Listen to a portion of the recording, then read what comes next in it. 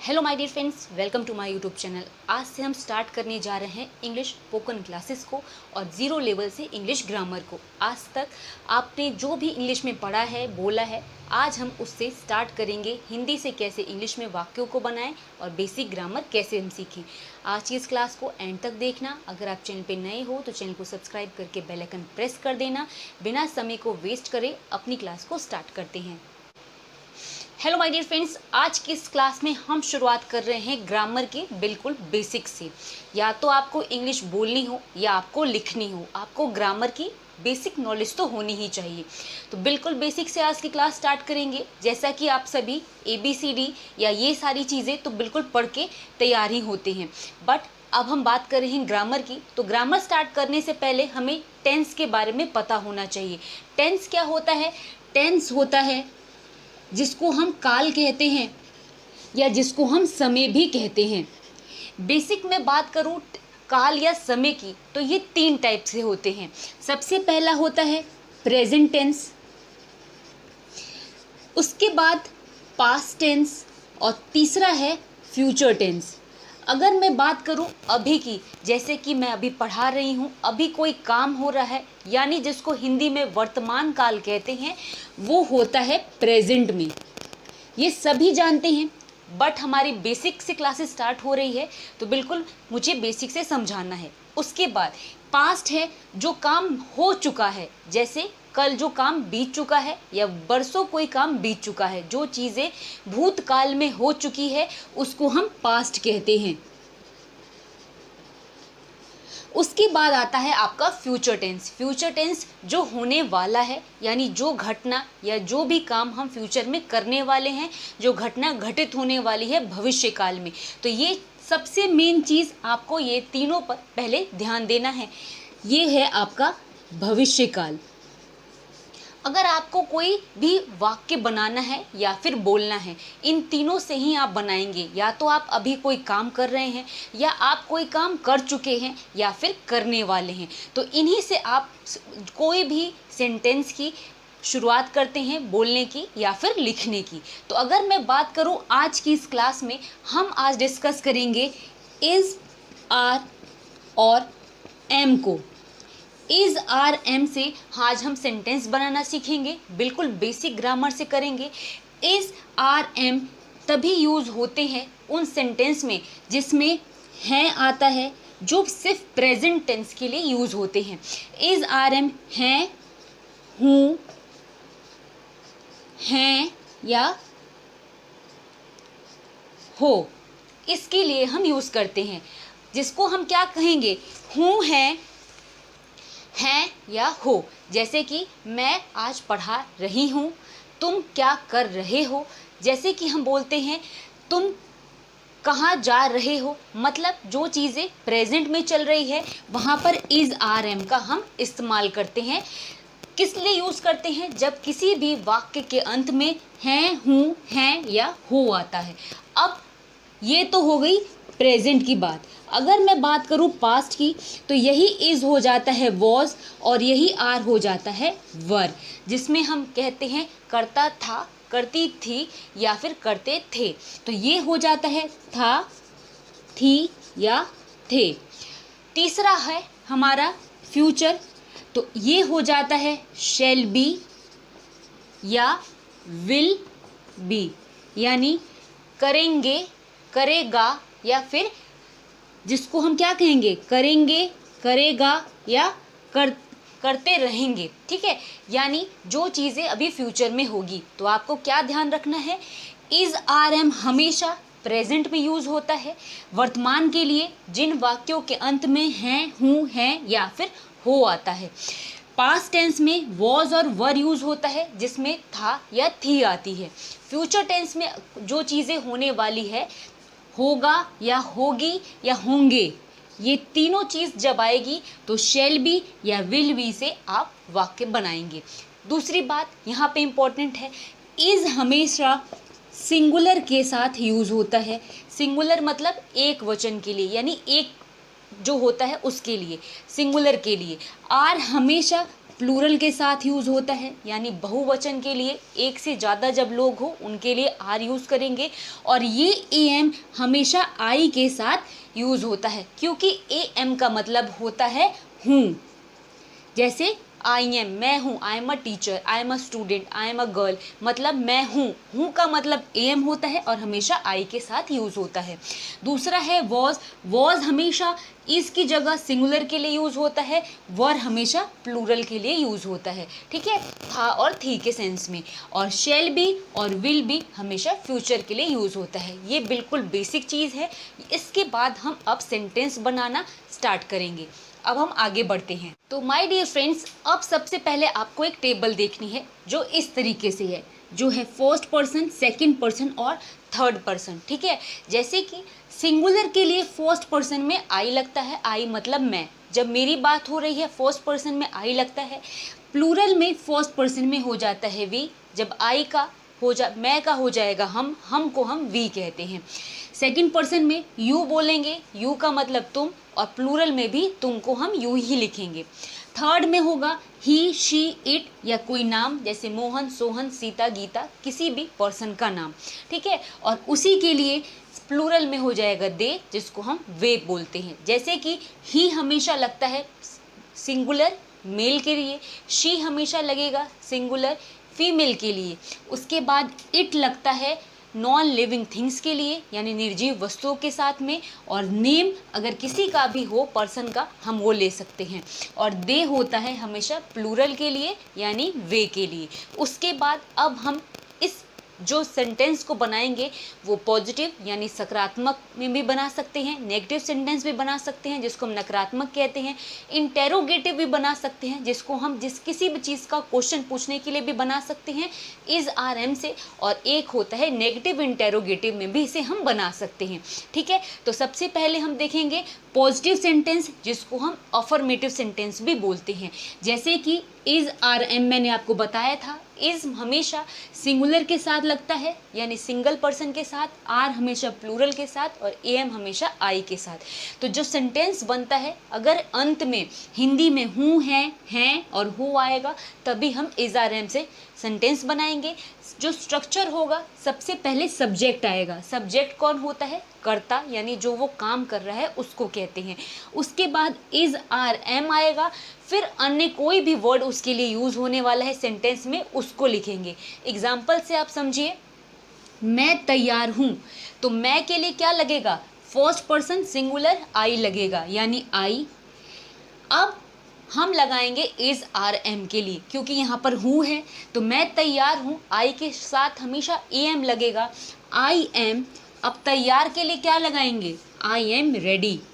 तो ये आपका एक सेंटेंस बन गया। आप इसको बोल भी सकते हैं, लिख भी सकते हैं। अगला देखो, तुम निर्दोष हो।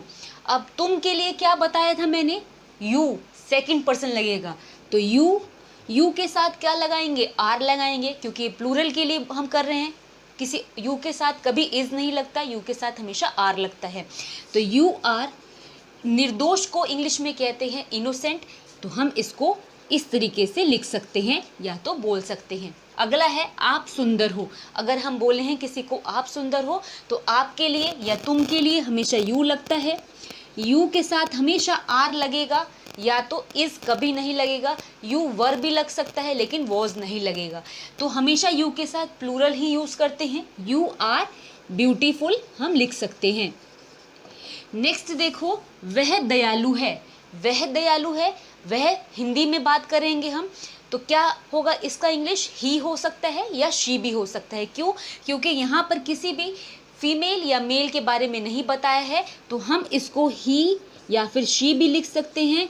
ही और शी इज काइंड। काइंड का मतलब दयालु है। ही और शी हमेशा सिंगुलर के लिए यूज हो रहा है, तो सिंगुलर हम इसके साथ में ये लगाएंगे इज भी। तो ये हो गया हमारा पॉजिटिव सेंटेंस बनाने का तरीका। अब हम देखते हैं इससे हम नेगेटिव सेंटेंस कैसे बनाएंगे।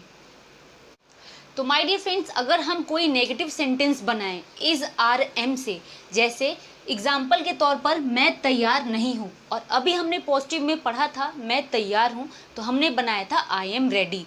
तो नकारात्मक अगर कोई वाक्य बनाने हो या तो नेगेटिव सेंटेंस बनाना हो, तो हमारा जो सेंटेंस का स्ट्रक्चर होगा वो कैसे होगा?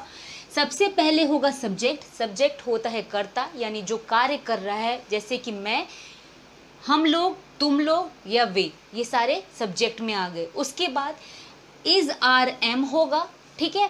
उसके बाद आएगा नॉट। नॉट का मतलब होता है नहीं, जो नेगेटिव सेंटेंस को कन्वे करेगा, इसका मतलब को कन्वे करेगा। और उसके बाद अन्य कोई भी वर्ड आ जाए, नाउन आ जाए या फिर एडजेक्टिव आ जाए। तो कैसे बनाएंगे हम, जैसे मैं तैयार नहीं हूँ, तो सबसे पहले सब्जेक्ट आएगा जो मैं हूँ, तो मैं के लिए हम करेंगे आई।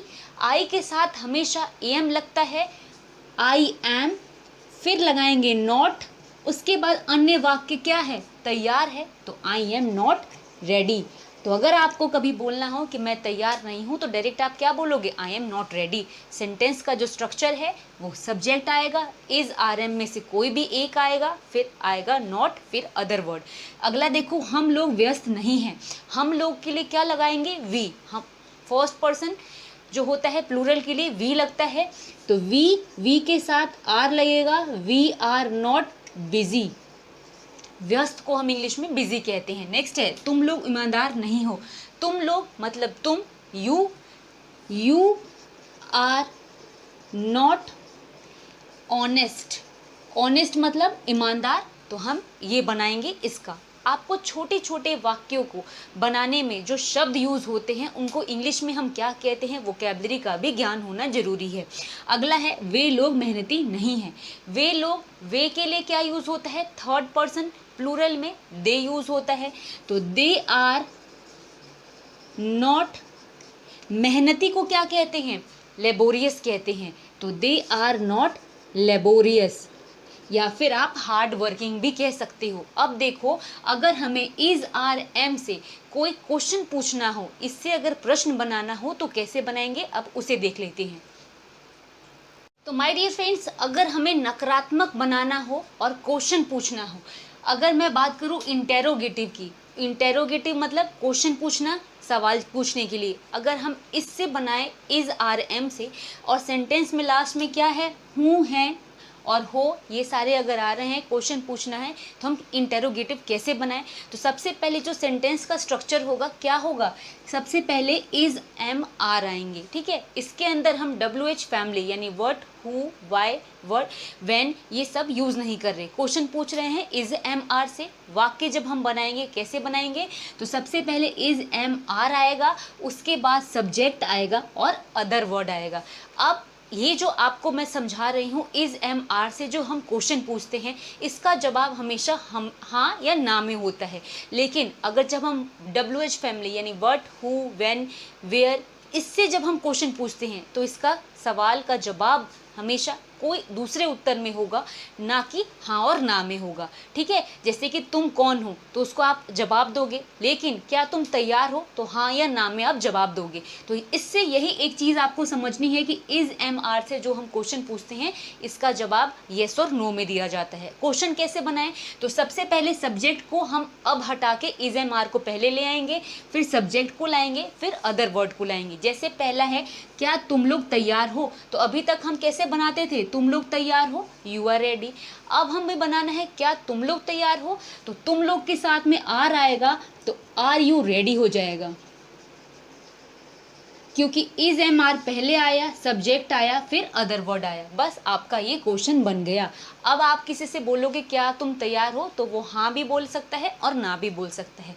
अगला है, क्या वे लोग नेता हैं, तो अब हम कैसे बनाएंगे, लास्ट में है आ रहा है, आर, वे क्या होता है थर्ड पर्सन में, प्लूरल में आर दे लीडर्स। लीडर्स मतलब नेता के लिए हम बोलते हैं। थर्ड है, क्या हम लोग आलसी हैं।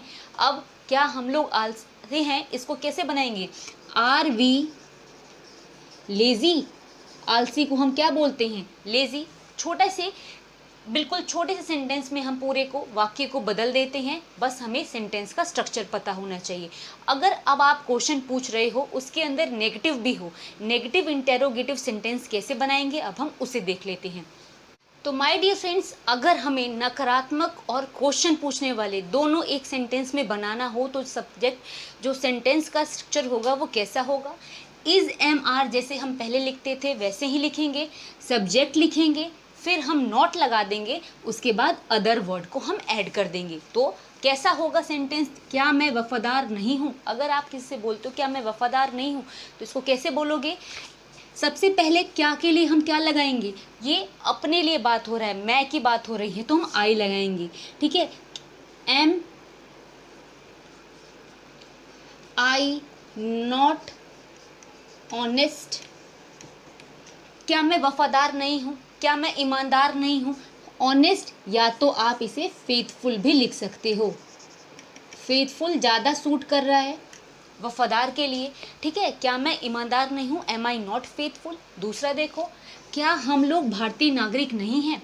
क्या अगर आपसे कोई बोल रहा है या आप बोलना चाहते हो क्या हम भारत के नागरिक नहीं हैं, तो हम क्या लिखेंगे, क्या हम आर वी नॉट इंडियन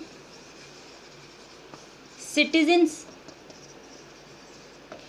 इस तरीके से आप नेगेटिव सेंटेंस में इंटेरोगेटिव भी बना सकते हो। तो माय डियर फ्रेंड्स, आज की इस क्लास में मैंने आपको इज आर एम कैसे यूज़ करें सेंटेंस बनाने में, बोलने में, आज की क्लास में क्लैरिफाई कर दिया। इससे आप छोटे छोटे वाक्य जो डेली बोलते हैं उसको बोल बोल कर लिख लिख कर प्रैक्टिस कर सकते हो, ताकि आप डे टू डे लाइफ में जब बोलोगे तो बहुत ही ज़्यादा आपको क्लियरिटी होगी। आज की इस क्लास में हमने इज़ एम आर पढ़ा, कल की क्लास में हम वॉज वर और शेल बी विल बी का यूज़ पढ़ेंगे और उसको सेंटेंस में हम कैसे यूज़ करें वो भी पढ़ेंगे।